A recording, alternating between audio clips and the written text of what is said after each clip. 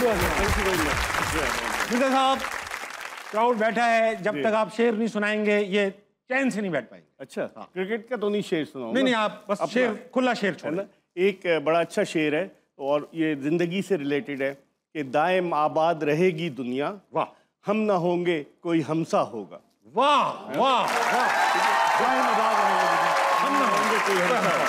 तशरीफ रखिए सर, इसी बात के कैसे हैं सर? Welcome to us. मैं बिल्कुल ठीक, बहुत बहुत शुक्रिया। और आपका माशाल्लाह मोस्ट पॉपुलर शो है, सब लोग देखते हैं और क्या विटी तरीके से करते हैं और कोई फक्कड़पन नहीं है। अब मैं इसी, आपने तारीफ कर दी तो फक्कड़ सवाल कर लूँ। आपको देखता हूँ ना सर, आपको देखता हूँ बेगम याद आ जाती है। क्यों? क्योंकि आपकी तरह उनको भी सब याद रहता है। अच्छा, कोई झगड़ा कर रहा हूँ, 5 साल पुरानी बात याद दिला देती। तुमने 5 साल पहले भी यही कहा था, जब तुम ये कमीज पहने हुए थे, वो पतलून पहने थे, ये जूते थे, तुमने यही कहा था। अच्छा, पिटाई का तो याद नहीं दिलाती है कब है? पिटाई का तो मुझे खुद याद रहता है। अच्छा, याद है।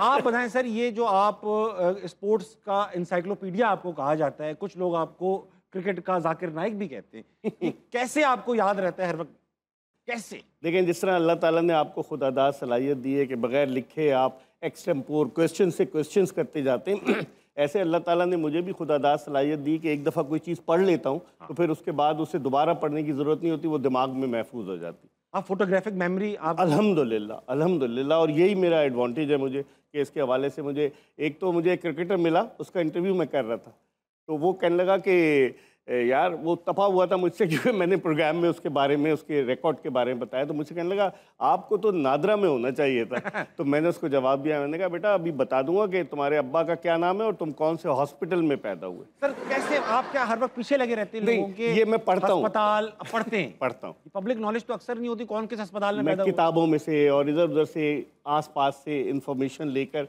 फिर स्टोर कर लेता हूँ। अच्छा, आप, मैंने सुना है कि मेरे बारे में भी कुछ ऐसा जानते हैं जो मैं भी नहीं जानता।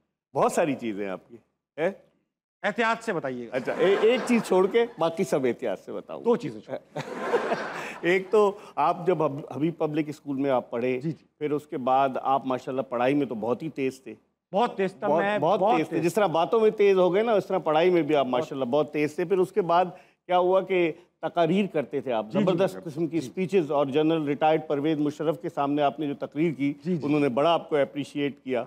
और फिर उसके बाद आपने पहली दफ़ा जो था वो आपको एक साहब थे हैदर जिन्ना, उन्होंने आपको, फिर एक तो आप फिल्म से बारिश से दीवार, बारिश में दीवार, असफर रिजवी की, वो असफर की अली की फिल्म थी, उसमें आपने स्पीचेस लिखी 2 और उसमें एक कैमियो रोल भी आपने प्ले किया।